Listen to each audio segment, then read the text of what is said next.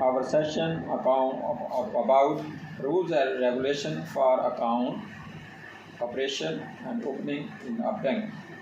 किसी भी बैंक में आप आपने अपना अकाउंट खुलवा लिया, जैसे हमने डिस्कस किया है पिछले सेशंस में। अकाउंट खुल गया आपका डिपॉजिट अमाउंट हो गई, आपका कंटिन्यू हो जाना है अकाउंट। तो उसके लिए आपको अकाउंट ऑपरेशन के लिए, अकाउंट से विड्रॉल के लिए आपको चेकबुक की ज़रूरत होगी। 2-3 मोड्स होते हैं विड्रॉल के लिए। आप चेकबुक के ज़रिए विड्रा कर सकते हैं, आप ATM के ज़रिए विड्रा कर सकते हैं, या आप बैंक की ऐप के थ्रू अमाउंट ट्रांसफ़र कर सकते हैं किसी और जगह पे, उसमें से विड्रा करके। सबसे बेसिक जो डॉक्यूमेंट होता है वो आपकी चेकबुक होती है। चेकबुक इशू करने के लिए सबसे पहले जो आपको चेकबुक इशू होती है, अकाउंट ओपनिंग फॉर्म पे भी ही एक रिक्वेजिशन बनी होती है, आपकी रिक्वेस्ट बनी होती है अकाउंट ओपनिंग फॉर्म पे। जो ही आपका अकाउंट खोला जाता है उसके साथ ही वो आपसे साइन करवा ली जाती है और आपके लिए chequebook, first chequebook bank issue कर देता है उस रिक्वेजिशन के ऊपर। आपको 10 लीव्स की, 25 लीव्स की, 50 लीव्स की, 100 लीव्स की जो भी चेकबुक रिक्वायर्ड होती है वो बैंक आपसे पूछ के उसके ऊपर फिल कर देता है कि इतने लीव्स की चेकबुक इसको अलाउ कर दें। उसके साथ साथ अगर आप ATM लेना चाहते हैं तो साथ ही आप अपना ATM भी अप्लाई कर सकते हैं। अकाउंट ओपनिंग के वक्त ही आपका ATM भी अप्लाई हो जाएगा, आपकी चेकबुक भी अप्लाई हो जाएगी। जिस ज़रिए से आप अपना अकाउंट चलाना चाहते हैं उस ज़रिए से आपका अकाउंट चलेगा। आपकी रिक्वेजिशन, फर्स्ट रिक्वेजिशन तो चेकबुक की हो जाती है। जब आपने वो चेकबुक ले ली, यूज़ कर ली, तो उस चेकबुक के अंदर एक रिक्वेजिशन स्लिप होती है जिसको हम चेकबुक रिक्वेजिशन स्लिप कहते हैं। तकरीबन जब आपके 5, 7 या 10 चेक रहते होते हैं तो वहाँ पे वो एक लीव आ जाता है दरमियान में, जिसको हम रिक्वेजिशन स्लिप कहते हैं। वो रिक्वेजिशन स्लिप आपके account opening form account chequebook के अंदर मौजूद होती है। जब आप चाहें वो रिक्वेजिशन स्लिप फिल करके बैंक ऑफिसर को दे दें और वो आपकी नई चेकबुक मंगवा देगा। यहाँ पे एक बात ज़रूर ध्यान रखिए कि रिक्वेजिशन स्लिप के 2 जगह पे सिग्नेचर होते हैं। ऊपर एक जगह पे साइन होते हैं कि आप रिक्वेस्ट कर रहे हैं, और नीचे एक सिग्नेचर होते हैं कि आप एक्नॉलेज कर रहे हैं कि आपने चेकबुक रिसीव कर ली है। एक्नॉलेजमेंट वाले क्वेश्चन पे कभी भी आपने साइन नहीं कीजिएगा, क्योंकि इससे इशू हो जाता है कि आप अपने चेकबुक रिसीव कर लिए जबकि बाज़ आपने चेकबुक रिसीव नहीं की होती और बैंक के रिकॉर्ड में मौजूद होती है। तो इसलिए आप सिर्फ रिक्वेस्ट वाले पोर्शन पे साइन करें, और जब आप चेकबुक अपनी ले लें तो उस वक्त आप अपने एक्नॉलेजमेंट पे भी साइन कर दें। वहाँ पे नंबर ऑफ़ लीव, उनके नंबर्स, फ़लान नंबर से लेकर फ़लान नंबर तक आपकी चेकबुक ये आई हुई है। 25 लीव्स की है तो वो लिखेंगे 01 से लेकर 25 तक आपका ये चेकबुक है। और जब भी आप अपनी चेकबुक बैंक से रिसीव करें तो उसके कम अज़ कम एक दफ़ा आपके नंबर ऑफ़ लीव ज़रूर काउंट कर लें।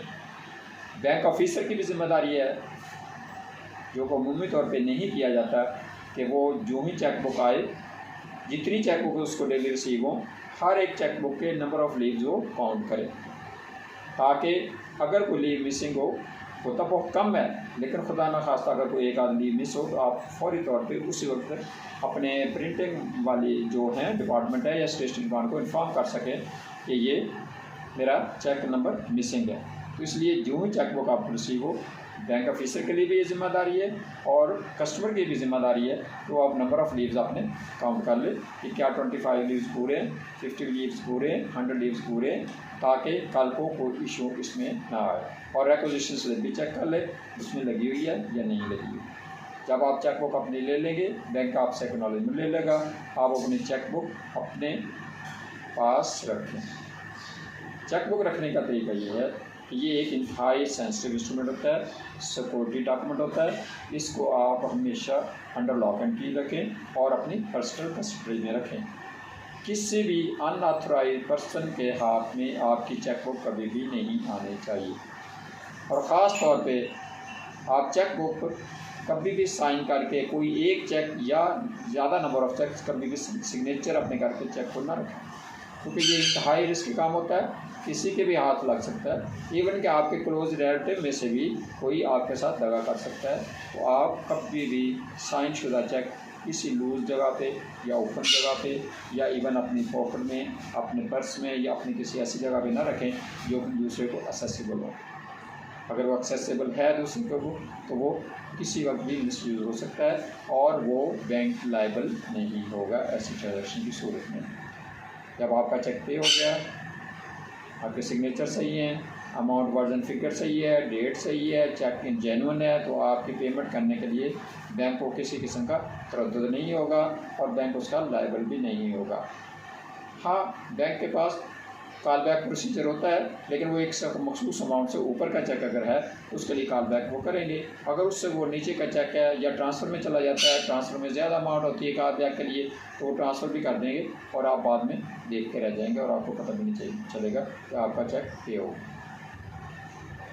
जब आप इलिटरेट अकाउंट है आपका, तो आप क्या करेंगे कि जब भी आपने पेमेंट लेनी है तो चेक आप बैंक ऑफिसर के सामने जाकर साइन करेंगे या अपना थंब इम्प्रेशन लगाएंगे। बैंक वाले भी आपको गाइड करते हैं, आपको खुद भी पता होना चाहिए कि मैंने जो भी चेक अपनी पेमेंट लेनी है मैंने खुद जाके बैंक के काउंटर पे सिग्नेचर करके आपको बैंक ऑफिसर के सामने सिग्नेचर करने हैं या मैंने अपना थंब इम्प्रेशन जो लगाना है बैंक ऑफिसर के सामने लगाना है और मैं उसके बाद आपको पेमेंट होगी। और कोशिश ये कीजिए, ख़ास तौर पे ये बैंक ऑफिसर के लिए इंस्ट्रक्शंस हैं कि इलिटरेट अकाउंट में आप कटिंग ओवर राइटिंग कोशिश करें कि अवॉइड करें, नंबर 1। नंबर 2, इलिटरेट अकाउंट में कभी भी बैक डेटेड चेक की पेमेंट करने की कोशिश ना करें। हमेशा सेम डे का पेमेंट इलिटरेट अकाउंट में करने की कोशिश करें ताकि कल कलाम को वो कोई आपके लिए कोई मसला न क्रिएट हो जाए। 2 चीज़ें नोट कीजिए, एक तो ये है कि सेम डे का चेक होना चाहिए जो इलिटरेट को आप पे कर रहे हैं, दूसरा ये है कि उसमें कटिंग ओवर राइटिंग कोशिश करें कि अवॉइड करें। ऑल्दो ऑथोराइज हो जाती है, आप उसका अंगूठा लगवा लेंगे, उसके साइन ले लेंगे, लेकिन किसी वक्त वो आपके लिए प्रॉब्लम क्रिएट कर सकते हैं। तो इसलिए ये 2 चीज़ें इलिटरेट अकाउंट के लिए अवॉइड करें। जब भी चेक पेमेंट हो रहा है, क्योंकि बैंक की विड्रॉल जो है बैंक के प्रेमिसेस में या बैंक की किसी ब्रांच से जब आप लेने जाते हैं तो आप चेक के ज़रिए विड्रॉ कर सकते हैं, या कॉर्पोरेट क्लाइंट्स के लिए ये अलाउड होता है अपने लेटर हेड पैड पे ऑथराइज सिग्नेचर का पर्सन पे करके वो उसको ट्रांसफ़र में ले सकता है। कैश में अमूमी तौर पे लेटर हेड पैड भी पेमेंट नहीं की जाती, वो सिर्फ इंस्ट्रूमेंट जो है काउंटर पे जब आप पेमेंट लेने जाएंगे तो सिर्फ एक ही इंस्ट्रूमेंट इस्तेमाल होता है और वो है चेक। चेक पे आपका क्या होता है, चेक आपने फिल कैसे करना है, नहायत ही आसान तरीका है चेक फिल करने का। आपका डेट डालेंगे, उसके नीचे लिखेंगे पेई, अगर आपने कैश पेमेंट लेनी है तो कैश लिख देंगे, आपने किसी और को पेमेंट देनी है तो उसका नाम लिख देंगे, आपने अगर किसी कंपनी को देनी है तो कंपनी का नाम लिख देंगे और उसको क्रॉस कर देंगे, अमाउंट लिख देंगे in words and figures. Correct amount लिखनी है आपने वर्ड्स एंड फिगर में। अगर वर्ड्स एंड फिगर में अमाउंट डिफ़र कर रही है तो बैंक ऑफिसर आपको वो चेक वापस कर सकता है कि ये आपने किसी थर्ड पार्टी को चेक दे दिया, आपने अमाउंट वर्ड एंड फिगर में डिफरेंट लिख दी तो वो चेक वापस हो जाएगा, उसकी पेमेंट नहीं होगी। थर्डली, आप उस पर जो स्पेसिमेन सिग्नेचर अकाउंट ओपनिंग वक्त आपने बैंक में दिए हुए हैं वही सिग्नेचर काबिल कबूल होंगे, उसके अलावा किसी किस्म का और सिग्नेचर आप करने की कोशिश करेंगे या करके चेक बैंक में भिजवाएंगे तो चेक आपका क्लियर नहीं होगा। सिंपल इज़ दैट कि आपके स्पेसिमेन सिग्नेचर जो अकाउंट ओपनिंग के वक्त आपने बैंक को दिए हुए हैं वही साइन उस पर होने चाहिए। थर्डली, जब आपने चेक दे दिया, चेक की पेमेंट आप लेने के लिए गए हैं तो उसमें यह है कि 2 चीज़ों का बैंक ऑफिसर को ख़ास तौर पर ध्यान रखना चाहिए। नंबर 1 कि चेक पोस्ट डेटेड नहीं होना चाहिए और नंबर 2 चेक स्टेल भी नहीं होना चाहिए। ये पोस्ट डेटेड और स्टेल जो चेक है ये अमूमी तौर पे बैंक ऑफिसर कन्फ्यूजन का शिकार होते हैं इसमें कि पोस्ट डेटेड चेक क्या है और स्टेल चेक क्या होता है, इसको अलग-अलग ट्रीट करना होता है। पोस्ट डेटेड चेक वो होता है कि जो आज की डेट के बाद का चेक हो, 1 दिन बाद का चेक भी बैंक से पे नहीं होगा। आज 13 तारीख है तो 14 तारीख में 15 तारीख में आपने चेक इशू कर दिया है, उसके ऊपर डेट आपने 14 की या 15 की डाल दी है तो चेक पे नहीं होगा। ये क्या कहलाता है, ये पोस्ट डेट चेक कहलाता है। और स्टेल चेक कौन सा होता है, स्टेल चेक्स मीन कि 6 माह पुराना चेक जो है, ओल्ड साइंड चेक जो है वो पे नहीं होगा। 3 मार्च को आपने चेक साइन किया, ऊपर डेट लिख दी 3 मार्च 2023 और वो 3 सितंबर 2023 तक वैलिड है। और 3 सितंबर 2023 और उसके बाद वो चेक पेएबल नहीं होगा। बैंक उसको स्टेल की स्टैंप लगा के मीमो लगा के वापस कर देगा। तो इसलिए आप ध्यान रखें, ख़ास तौर पे जब नया साल शुरू होता है तो अमूमी तौर पे बैक ईयर की आप लिख देते हैं। 3 जनवरी 2023 चल रहा है तो आप 22 लिख देते हैं, 24 चल रहा है तो 23 लिख देते हैं। ये ख़ास तौर पे जनवरी के महीने में अमूमी तौर पे बहुत सारे चेक्स में ये चीज़ इशू आ जाता है। तो फर्स्ट मंथ में ख़ास तौर पे ख्याल रखें कि जब भी आप पेमेंट का चेक कर रहे हैं, बेशक गलती से लिखा जाता है लेकिन वो 1 साल पुराना चेक हो जाता है, उसको पेमेंट एज बदला लीगली अलाउड नहीं होती। बेशक वो खुद कस्टमर ही आया पेमेंट लेने के लिए, फिर भी आप उसको करेक्शन करें और उससे सिग्नेचर लें, उससे ऑथोराइज़ करवाएं, उसको ऑथोराइज़ करने के बाद उसकी पेमेंट करें।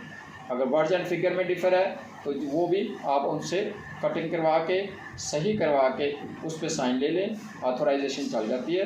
लेकिन जैसे मैंने आपको पहले बताया, इलिटरेट अकाउंट में ऑथोराइजेशन अलाउड ना करें तो ज़्यादा बेहतर होता है। That's all for today. We shall continue at the same point in next session, inshallah.